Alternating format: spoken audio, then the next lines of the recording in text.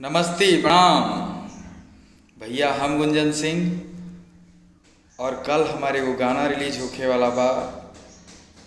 बहुत ही बेहतरीन sad song. हमरा विश्वास बा कि आप सबके बहुत पसंद आई। आदि शक्ति फिल्म से कल सुबह में आदि शक्ति की यूट्यूब चैनल पे रिलीज हुई।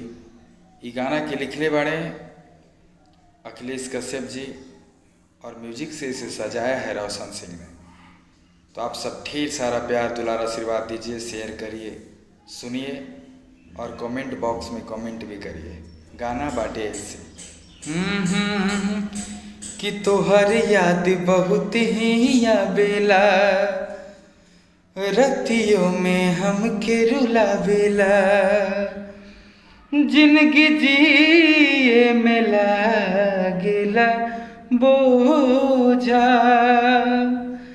तोहर मुँहवे लौके अखिए के सोझा, जिंदगी जिए में लागेला बोझा,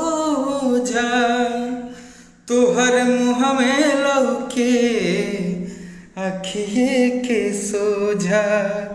तो सुबह जरूर सुनिए आप 24 अप्रैल के सुबह में आदि शक्ति फिल्म्स के यूट्यूब चैनल पे एगो आप सबकी पसंदीदा गाना इस सैड सॉन्ग। जय हो, नमस्ते, प्रणाम। आप लोग घरों में रहिए, सुरक्षित रहिए, कोरोना से बचिए।